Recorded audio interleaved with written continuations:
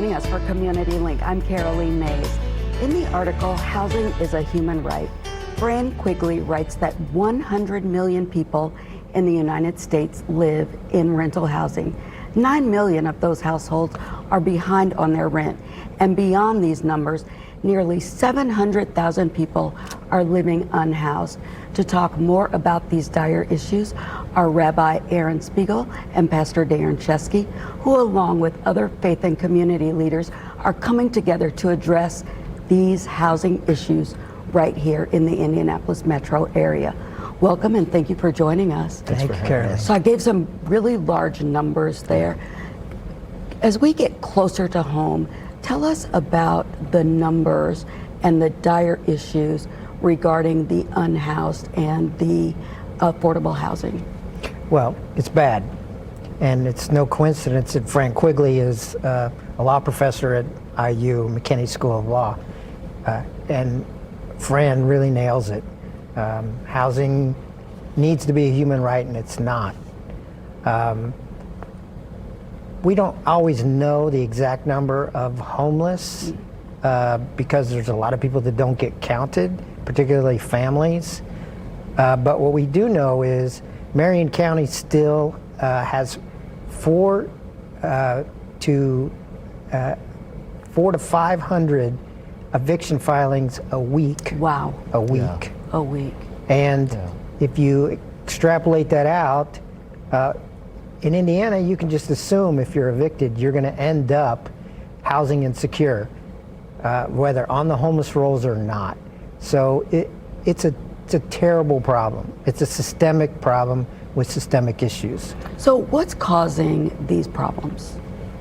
Well, I always say there's three primary causes. One, lack of affordable housing. We just don't have the inventory. And this is a statewide issue. It's also a national issue. The second is the influx of out-of-state hedge fund private equity ownership of rental properties in Indiana. And the third is Indiana law, or lack thereof. And number 2 and 3 are directly related. The reason we have so much private equity investment in Indiana is because we have no tenant protection, really none.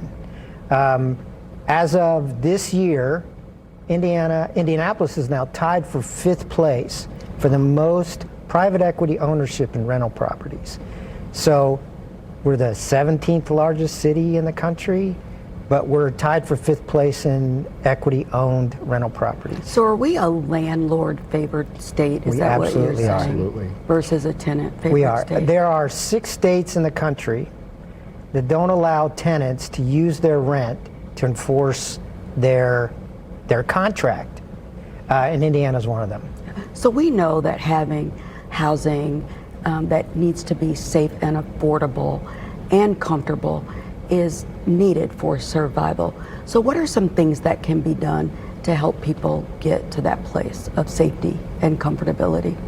You know, Aaron, answer that one too, because that's really the work that you're doing right now. First and foremost, as a systemic issue, we have to enable tenants to say to their landlords, and I would never say landlords are the problem. It's really this subset of private equity hedge fund landlords who are out of state, out of the country. Our state needs to say that's not okay anymore. That what often happens is they are living in inhabitable conditions. They have mold, no heat, they have leaking windows. They call the landlords and there's no response. They have no ability to enforce that. So we need to give tenants some power here. So you all have come together as a multi-faith group as well as community leaders to address the issue. How are you helping? So a few years ago, we decided that even though we come from all these different backgrounds and beliefs, now that that's sort of, put that aside, what can we do about caring for the poor, and especially this issue of homelessness? So we started to do research. We looked at work from the Princeton Eviction Lab, and we ended up in the state of Indianapolis being, at the time in 2016 when we came together, we were in 2nd place for evictions in the country. I mean, not proportionally, but by actual number, behind New York City. So we didn't want to be on that list anymore. So we rallied. We've got the Christian community, the Catholic community, the Jewish community, even the Muslim community, and other groups that have come together to say we want to unite on this and be a voice really for the voiceless, and work for awareness of the issue. Most people don't even realize there's a crisis.